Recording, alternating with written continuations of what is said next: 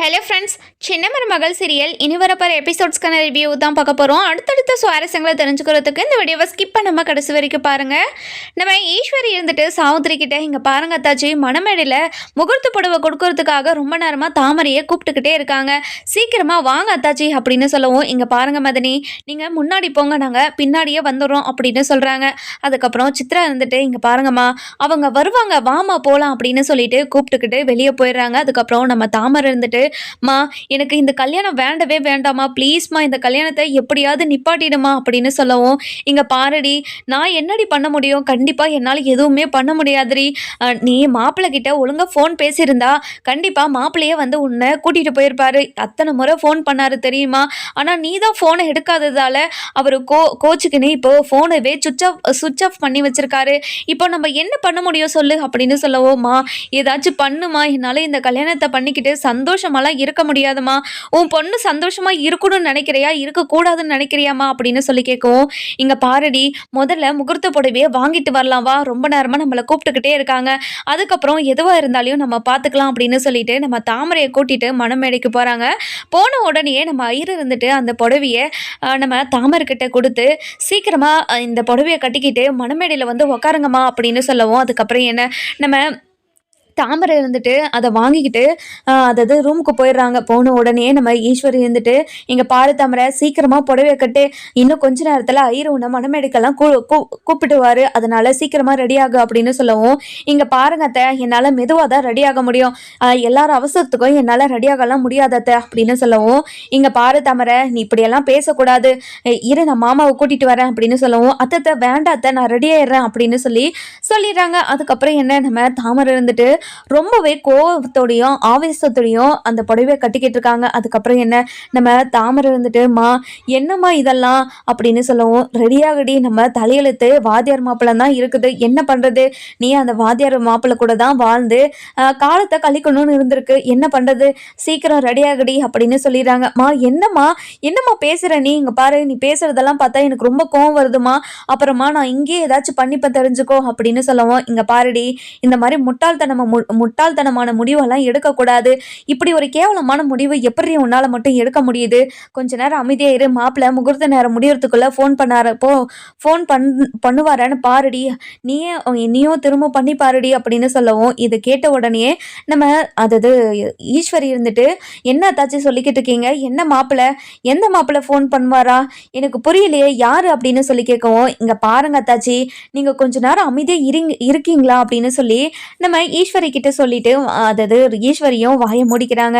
அதுக்கப்புறம் சித்ரா இருந்துட்டு, இங்க பாருமா, அவங்க எவ்வளோ சின்சியரா லவ் பண்றாங்கன்னு பாருமா, இதெல்லாம் பார்த்தாவே எனக்கு ரொம்ப காமெடியா இருக்குதுமா, என்னால் சிரிப்பை அடக்கவே முடியல, நான் கொஞ்சம் வெளியே போய் சிரிச்சுட்டு வந்துடவா அப்படின்னு சொல்லி கேட்கவும், எனக்கும் அப்படி தாண்டி இருக்கு, நானும் வரேன் இரு அப்படின்னு சொல்லிட்டு வெளியே போயிட்டு ரெண்டு பேருமே கெக்க பொண்ணு சிரிச்சுக்கிட்டே இருக்காங்க. அதுக்கப்புறம் என்ன, நம்ம தாமரை கிட்ட வந்து, இங்கே பாரு தாமரை, மணமேடையில் ஒன்று கூப்பிட்டுக்கிட்டே இருக்காங்க, வா போகலாம், போதும் ரெடி ஆகினதெல்லாம் அப்படின்னு சொல்லவும், இங்கே பாருங்க அத்தை, இப்போ தான் புடவையை கட்டி முடித்தேன், நகையெல்லாம் போட்டேன், இதுக்கப்புறம் மேக்கப் எல்லாம் பண்ண தேவையில்லையா அப்படின்னு சொல்லி கேட்கவும், அதெல்லாம் பண்ண தேவையில்ல, தாலியை கட்டிட்டு அதுக்கப்புறம் நீ வந்து மேக்கப் பண்ணிக்கோ அப்படின்னு சொல்லிட்டு நம்ம தாமரையை கூட்டிகிட்டு அதாவது இழுத்துக்கிட்டே நம்ம ஈஸ்வரி இருந்துட்டு மணமேடைக்கு போகிறாங்க. இதெல்லாம் பார்த்துக்கிட்டு இருந்த சாவித்திரி இருந்துட்டு, இங்கே பாருங்க அத்தாச்சி, நீங்கள் பண்ணுறது கொஞ்சம் கூட சரியில்லை அத்தாச்சி அப்படின்னு சொல்லவும், இதை கேட்டுட்டு நம்ம அதாவது ஈஸ்வரி இருந்துட்டு, இங்க பாருங்க, நீங்க கொஞ்ச நேரம் அமைதியாக இருங்க அப்படின்னு சொல்லிட்டு தாமரையை மணமேடைக்கு கூட்டிட்டு போயிடுறாங்க. போன உடனே நம்ம ராஜாங்க இருந்துட்டு தாமரையை பார்த்துட்டு பயங்கரமா சந்தோஷப்படுறாங்க. அதுக்கப்புறம் என்ன, ராஜாங்க இருந்துட்டு, தாமரை, உன்னை இந்த கோலத்தில் பார்க்கறதுக்கே எனக்கு அவ்வளோ சந்தோஷமாக இருக்குது, இத்தனை நாளாக எங்கள் வீட்டில் தனிமரமாக இருந்தேன்னு நினச்சி நான் ரொம்ப கவலைப்பட்டுக்கிட்டு இருந்தேன், அது மட்டும் இல்லாமல் ஆத்தாவும் உன்னை நினச்சி தான் கவலைப்பட்டுக்கிட்டு இருந்துச்சு, இப்போது ஆத்தாக்கும் சரி எனக்கும் சரி மனசு ரொம்ப நிம்மதியாக இருக்குது, இந்த வாழ்க்கையில் நீ ரொம்ப சந்தோஷமாக வாழணும்னு மாமா ரொம்ப ஆசைப்பட்றேன் அப்படின்னு சொல்லவும், நம்ம தாமரைக்கு என்ன சொல்கிறதுனே தெரியல. அதுக்கப்புறம் ஐயர் இருந்துட்டுமா வந்து உக்காரமா அப்படின்னு சொல்லிட்டு சொல்கிறாங்க. அதுக்கப்புறம் நம்ம தாமரையும் வேற வழியே இல்லாமல் போய் உக்காராங்க. உட்காந்துக்கிறாங்க. உட்காந்த உடனே அங்கே என்ன நடக்குது தெரியுமா? நம்ம காமேஷ் பிச்சை இருந்துட்டு ப்ரெஸ் மீட் எல்லாம் கூட்டிட்டு அந்த கல்யாணத்துக்கு வந்துடுறாங்க. வந்த உடனே நம்ம தாமரைக்கு பயங்கர சந்தோஷம் காமேஷ் பிச்சையை பார்த்துட்டு. அதுக்கப்புறம் என்ன, நம்ம ராஜாங்க இருந்துட்டு எதுக்காக மீடியா பர்சன்ஸ் எல்லாம் வராங்க, எதுக்காக போலீஸு மீடியா பர்சன்ஸு வேற யாரோ எதுக்காக வராங்கன்னு சொல்லிட்டு போய் அதாவது போலீஸ் கிட்ட கேட்குறாங்க. இங்க பாருங்க எதுக்காக இங்க வந்துகிட்டு இருக்கீங்க அப்படின்னு சொல்லி கேட்கவும், இங்க பாருங்க இந்த பொண்ணுக்கு பிடிக்காத ஒரு கல்யாணத்தை பண்ணியிருக்கீங்க பண்ண போறதா எங்களுக்கு ஒரு தகவல் வந்துச்சு. அதனால தான் நாங்கள் போலீஸ் டீமோடு வந்திருக்கோம்.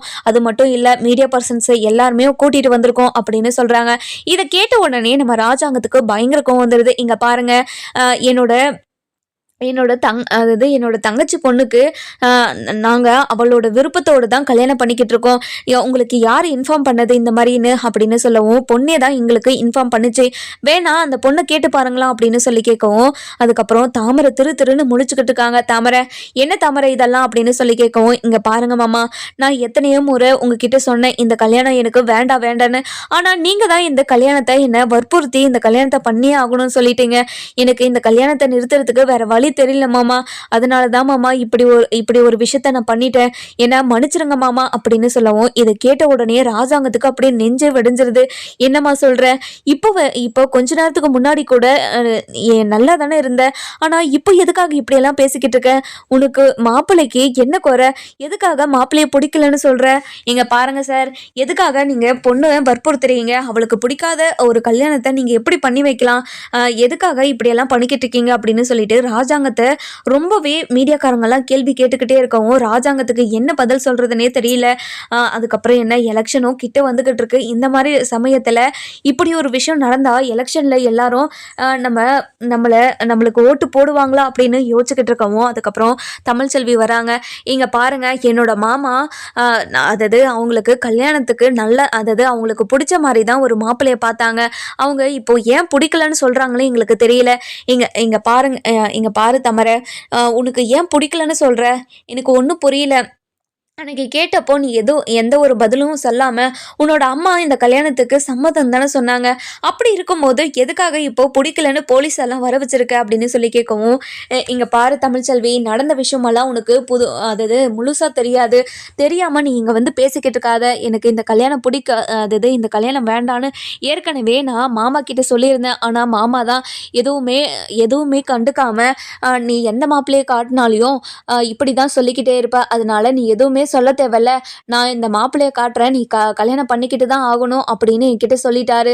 நான் என்ன பண்ண முடியும் அப்படின்னு சொல்லவும், மாப்பிள்ளை வீட்டுல இருக்கிறவங்க எல்லாருக்குமே பயங்கரமா ஷாக் ஆயிடுது. அதுக்கப்புறம் ராஜாங்கத்துக்கிட்ட வந்து, இங்க பாருங்க ஐயா, நீங்க ஒரு வார்த்தை சொன்னீங்கன்றதுக்காக தான் இந்த பொண்ணை நாங்க கல்யாணம் பண்ணிக்கிறதுக்காக ஒத்துக்கிட்டோம். ஆனா இப்படி எல்லாரும் முன்னாடியும் வச்சு எங்களை அசிங்கப்படுத்திக்கிட்டு இருக்கே.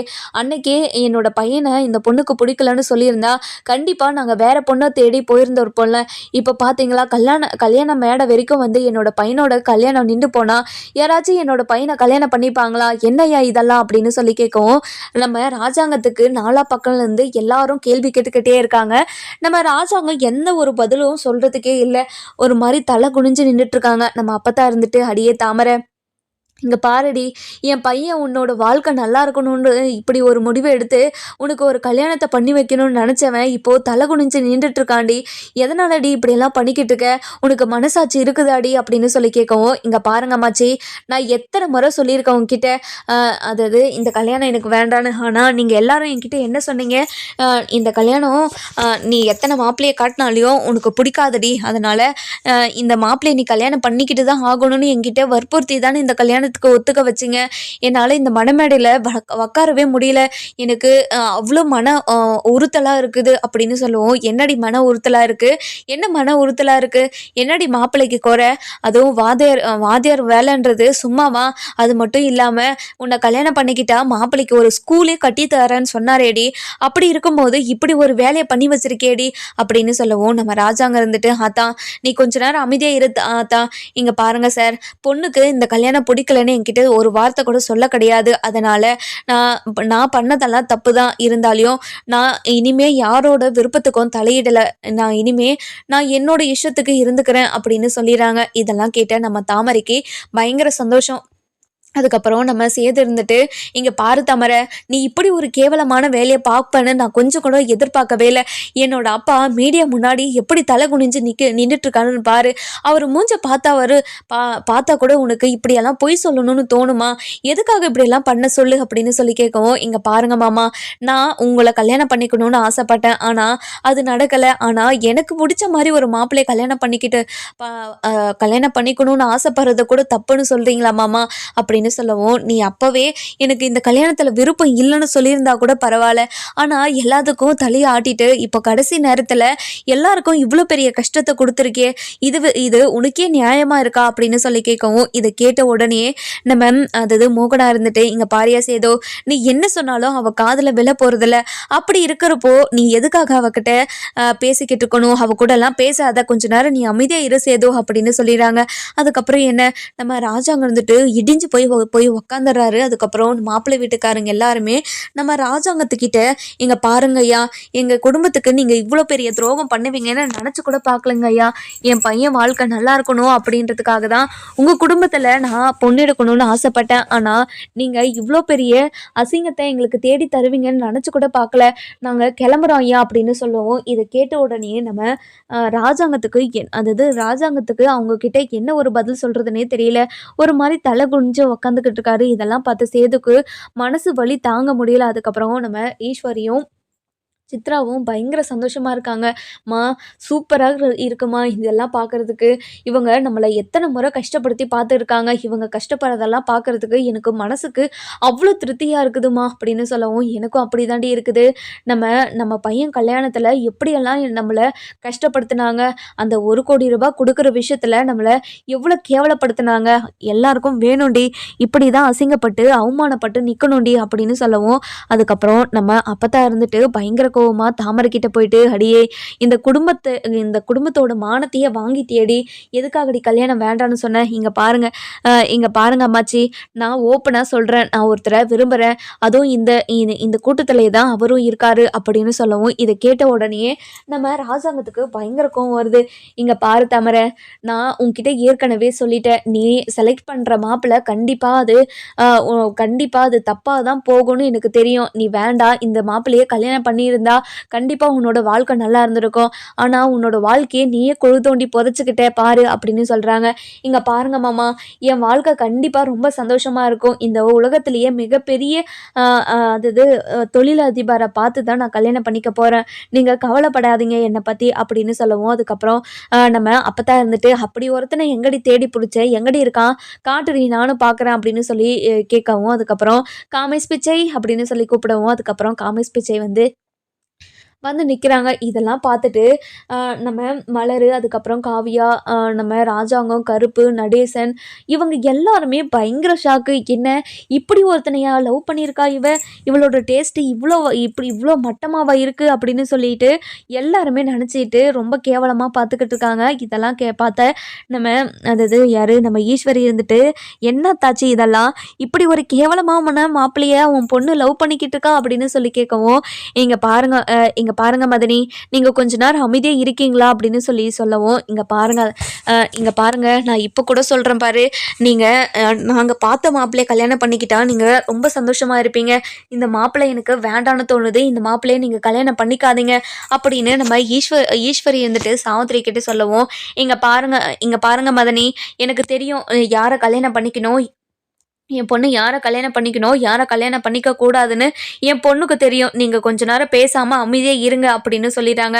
இதெல்லாம் கேட்ட நம்ம அதாவது ராஜாங்க இருந்துட்டு பயங்கர கோவமா, "இங்க பாரு ஈஸ்வரி, நீ கொஞ்ச நேரம் அமைதியா இரு. அவங்க ஏற்கனவே முடிவு பண்ணிட்டு தானே இது எல்லாத்தையும் பண்ணிக்கிட்டு இருக்காங்க. அவங்களுக்கு மனசுக்கு தோணுன மாதிரி இது எல்லாத்தையும் பண்ணிக்கிட்டும் விடு" அப்படின்னு சொல்லிடுறாங்க. "மாமா, இல்ல மாமா, அவசரத்துல நம்ம வீட்டு பொண்ணு ஏதோ ஆள் தெரியாத ஏமாத்துக்காரனை கல்யாணம் பண்ணிக்கிட்டா நம்ம என்ன பண்ண முடியும் சொல்லு? காலம் முழுக்க நம்ம கண்ணுல இருந்து தானே தண்ணி வரும்" அப்படின்னு சொல்றாங்க.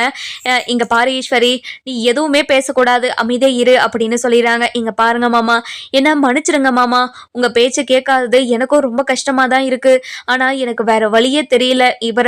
இவரை தவிர நான் வேற யாருமே கல்யாணம் பண்ணிக்க மாட்டேன் மாமா. அதனால தான் மாமா இப்படி ஒரு பிரச்சனையை பண்ண வேண்டியதா ஆயிடுச்சு. என்ன மன்னிச்சிடுங்க மாமா" அப்படின்னு சொல்லவும், அதுக்கப்புறம் என்ன, நம்ம ராஜாங்கத்துக்கு பயங்கர கோவத்துல அப்படியே முகத்தை திருப்பிக்கிறாங்க. அதுக்கப்புறம் என்ன காமேஷ் பிச்சை, நீங்க வாங்க நம்ம கல்யாணம் பண்ணிக்கலாம் அப்படின்னு சொல்லிட்டு அவங்க பாட்டுக்கு 2 பேரும் மணமேடையில உட்காந்து கல்யாணத்தையும் பண்ணிக்கிறாங்க.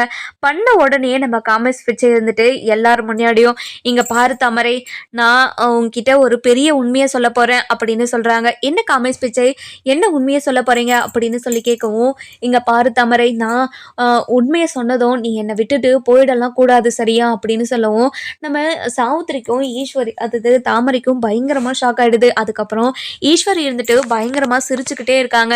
இப்ப பாரு, கண்டிப்பா அவ மூக்கொடைஞ்சு போய் நிக்க தான் போறா அப்படின்னு பயங்கர சந்தோஷமா சிரிச்சுக்கிட்டு இருக்கவும், அந்த நேரம் பார்த்து நம்ம காமேஷ் பிச்சை இருந்துட்டு, இங்க பாரு லோட்டஸ், நான் எனக்கு மிகப்பெரிய ஒரு ஆசை என்னன்னா, நான் ஒரு பணக்கார பொண்ணை கல்யாணம் பண்ணிக்கிட்டு 3 வேளையும் அது சோறு போட்டா போதும்னு நினச்சிக்கிட்டு தான் இருந்தேன். ஆனால் இப்படி ஒரு பொண்ணு எனக்கு கிடைக்கும்னு நினச்சி கூட பார்க்கல. நான் தொழிலதிபரெல்லாம் இல்லை, நான் கோவிலில் பிச்சை எடுக்கிறவன் அப்படின்னு சொல்லிடுறாங்க. இதை கேட்ட உடனே நடேசன், கருப்பு, நம்ம ராஜாங்கம், அதுக்கப்புறம் சேது, தமிழ்ச்செல்வி, காவியா, மலரு, அதுக்கப்புறம் இன்னும் வீட்டில் இருக்கிற எல்லாருமே பயங்கர ஷாக்கு. அதுக்கப்புறம் என்ன நம்ம அதாவது தாமரை வந்துட்டு, என்ன சொல்கிறீங்க நீங்கள் சொல்கிறது எனக்கு ஒன்றும் புரியல அப்படின்னு சொல்லவும், இங்கே பாரு தாமரை, நான் உன்னை லவ் பண்ணி கல்யாணம் பண்ணிக்கிட்டோன்னு ஆசைப்பட்டது, நான் ஒரு பணக்கார பொண்ணை லவ் பண்ணி கல்யாணம் பண்ணிக்கணும்னு நினச்சது எல்லாமே 3 வேளை சோத்துக்காக மட்டும்தான் அப்படின்னு சொல்லவும், இதை கேட்ட உடனே நம்ம தாமரைக்கு அப்படியே தலையை சுற்றி மயக்கம் போட்டுடுறாங்க. அதுக்கப்புறம் நம்ம சாவித்திரி இருந்துட்டு, தாமரை என்னடி ஆச்சு தாமரை, தாமரை ப்ளீஸ்டி எழுந்துருடி அப்படின்னு சொல்லிட்டு தண்ணியை தெளிக்கிறாங்க. தண்ணி தெளித்த உடனே தாமரை எழுந்துருச்சு உட்காடுறாங்க. மா, என்னம்மா சொல்கிறாரு இவர் உலகத்திலேயே பெரிய பணக்காரன் தானே சொன்னாரம்மா, அதுவும் நிறைய பேர் இவரோட பாதுகாப்புக்கு கூட வந்திருந்தாங்களேம்மா அப்படின்னு சொல்லவும், இங்கே பாரு தாமரை, அதெல்லாம் நான் பண்ண செட்டப்பு, என் கூட பிச்சை எடுக்கிறவங்கள எல்லாரையும் தான் அந்த ஒரு கெட்டப்பு போட்டு நான் கூட்டிகிட்டு வந்தேன் அப்படின்னு சொல்லவும், இதெல்லாம் கேட்டுட்டு நம்ம தாமரைக்கு மனசே தாங்க மாட்டேங்குது. அப்படியே ரொம்ப கஷ்டப்பட்டு அப்படி எல்லாரையும் பார்க்குறாங்க. பார்த்த உடனே ராஜாங்க இருந்துட்டு, இங்கே பாரு தாமரை, நான் ஏற்கனவே நான் சொன்னனா இல்லையா, நீ செலக்ட் பண்ணுற மாப்பிள்ளை கண்டிப்பாக அது உதவாதவனாக தான் இருக்கும்னு நான் சொன்னனா இல்லையா, இப்போ பார்த்தியா ஒரு பிச்சைக்காரனை கல்யாணம் பண்ணிக்கிட்டேன், அதுதான் சொல்கிறது பெரியவங்க பேச்சே கேட்கணுன்றது, இப்போ பாத்தியா உன்னோட வாழ்க்கை நடு தெருவில் போய் நின்றுச்சு அப்படின்னு சொல்லவும், மாமா ப்ளீஸ் மாமா, எனக்கு நான் அந்த வாத்தியார் மாப்பிள்ளவே கல்யாணம் பண்ணிக்கிறேன் மாமா, எனக்கு இவர் வேண்டாம் மாமா அப்படின்னு சொல்லவும், என்ன தாமரை நினச்சிக்கிட்டு இருக்க நீ, கல்யாணம்னா சும்மா நினச்சிக்கிட்டு இருக்கியா, என்ன விளையாடுறதுன்னு நினச்சிக்கிட்டு இருக்கியா, இப்போது உன்னை தொட்டு தாலி கட்டினவன் பக்கத்தில் இருக்கிறான், அவன் தான் இனிமேல் உனக்கு புருஷன் சரியா அப்படின்னு சொல்லவும், இல்லை எனக்கு இவன் புருஷனே இல்லை, இப்படி ஏமாற்றி என்னை கல்யாணம் பண்ணிக்கிட்டவன் எப்படி என்னோட புருஷனாக ஆக முடியும், நம்ம சேது இருந்துட்டு, இங்கே பாரு தாமரை, இது கொஞ்ச நேரத்துக்கு முன்னாடி நாங்கள் வீட்டில் இருக்கிற எல்லாருமே உங்ககிட்ட எவ்வளோ கெஞ்சணும் அந்த மாப்பிள்ளையை கல்யாணம் பண்ணிக்க சொல்லி, ஆனால் அவங்கள எல்லாரையும் கஷ்டப்படுத்தி அனுப்புனல, இப்போ பாத்தியா உன்னோட வாழ்க்கை எந்த நிலைமையில நிற்குதுன்னு பாத்தியா, அதுக்கு தான் சொல்கிறது, எதுலையுமே கொஞ்சம் பொறுமையாகவும் நிதானமாகவும் இருக்கணும்னு, இப்படி அவசரப்பட்டு ஒரு பிச்சைக்காரனை கல்யாணம் பண்ணிக்கிற நிலைமை உனக்கு வந்துருச்சு அப்படின்னு சொல்லவும், அதுக்கப்புறம் என்ன மீடியாக்காரங்க எல்லாருமே அங்கே தானே இருக்காங்க, இந்த நியூஸை அப்படியே ட்ரெண்ட் ஆக்கிட்டு இருக்காங்க. எந்த நியூஸ் சேனல் வந்தாலையும் இந்த செய்தி வர மாதிரி அப்படியே செட் பண்ணி வச்சிடறாங்க. அதுக்கப்புறம் என்ன, உலகத்தில் இருக்கிற எல்லாருமே இந்த நியூஸை பார்த்து பயங்கரமாக ஷாக் ஆயிடுறாங்க.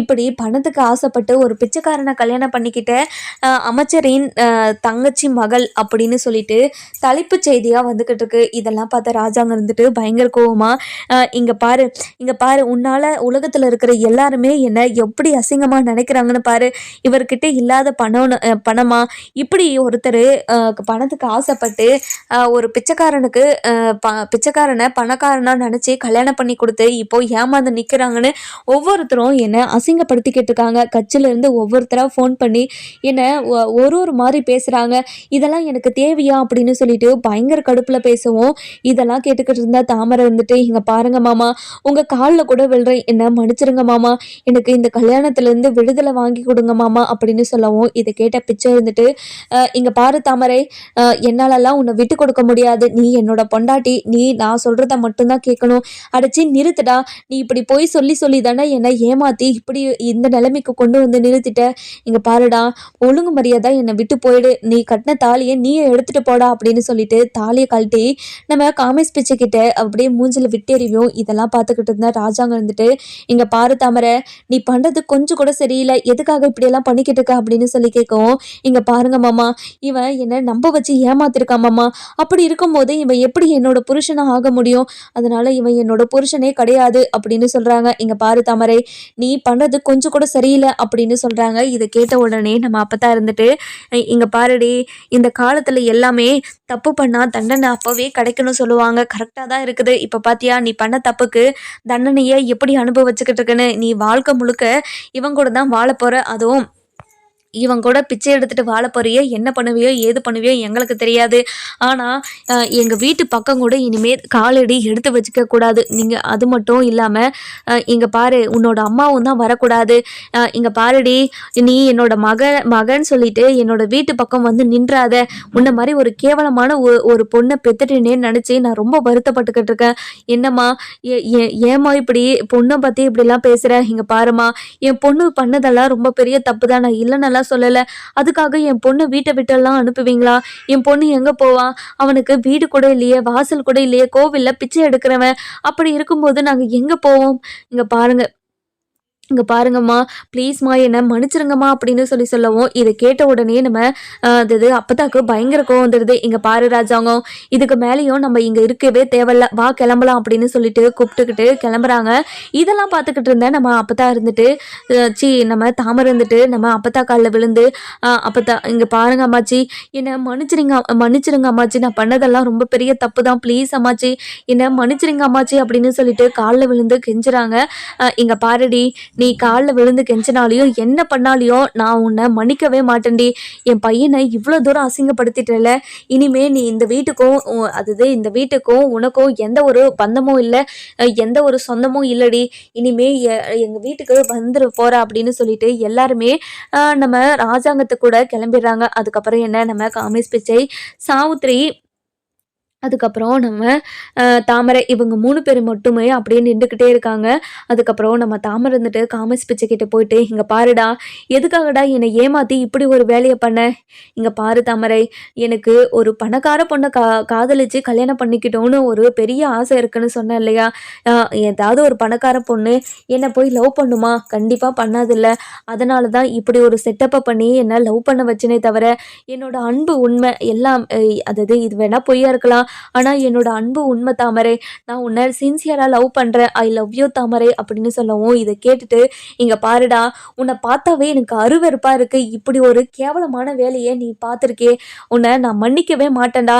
திரும்ப திரும்ப என்னை என்கிட்ட வந்து இப்படியெல்லாம் பேசுகிறத பார்த்தேன், உன்னை சும்மாவே விட மாட்டேன். நீ கட்டின தாலியை உன்கிட்டே திருப்பி கொடுத்துட்டேன், இப்போது நீ யாரோ நான் யாரோ, முதல்ல இங்கேருந்து கிளம்பிடு அப்படின்னு சொல்லவும், இதை கேட்ட உடனே நம்ம தாமரைக்கு பயங்கரமாக கோவம் வந்துடுது. அதுக்கப்புறம் என்ன, நம்ம சாவித்திரி இருந்துட்டு, இங்க பாருடி, இவன் பணக்காரன்னு நம்பி இவன் இவன் இவன் கூட வந்து இப்போ நீ ஏமாந்து போய் நிற்கிறியடி, இவனுக்காக நீ என்னோட அண்ணனை எதிர்த்து நின்றியடி. இப்போ என்னோட அண்ணன் எனக்கும் அவங்களுக்கும் எந்த ஒரு சம்மந்தமும் இல்லைன்னு சொல்லிட்டு போயிட்டாங்களே, இனிமேல் அந்த வீட்டுக்கு நம்ம எப்படி போவோம், இனிமேல் அந்த வீட்டில் நம்மளை சேர்த்த மாட்டாங்களே அப்படின்னு சொல்லிட்டு பயங்கரமாக ஒரு மாதிரி தலையில் கையை வச்சுக்கிட்டு அழுதுகிட்டும் உக்காந்துக்கிட்டு இருக்காங்க. அப்போன்னு பார்த்து நம்ம ஈஸ்வரி வராங்க. வந்த உடனே, என்னத்தாச்சு, என்ன ரொம்ப சந்தோஷமாக இருக்கீங்க போல், உங்கள் பொண்ணுக்கு உன்னோட பொண்ணு லவ் பண்ண பையனே கல்யாணம் பண்ணி வச்சுட்டீங்க, ரொம்ப சாமர்த்தியம்தான் அப்படின்னு சொல்லவும், இதை கேட்ட உடனே நம்ம சாவித்திரி இருந்துட்டு, என்ன என்ன மதனி, என்ன கிண்டல் பண்ணுறதுக்காக வந்திருக்கீங்களா? என்னோட நிலைமை அந்த மாதிரி இருக்குது, கண்டிப்பாக உங்கள் யாருமே நான் சும்மா விட மாட்டேன், இது எல்லாத்துக்கும் காரணம் நீங்கள் தானே அப்படின்னு சொல்லவும், இங்கே பாருங்க அத்தாச்சி, நான் என்ன பண்ணேன், உங்கள் பொண்ணுக்கு நீங்கள் தான் கல்யாணம் பண்ணி வச்சிங்க, ஏதோ நான் தான் பிச்சைக்காரனை கூட்டிகிட்டு வந்து உங்கள் முன்னாடி நிற்க வச்சு கல்யாணம் பண்ணிக்கோன்னு சொன்ன மாதிரியே இருக்குது.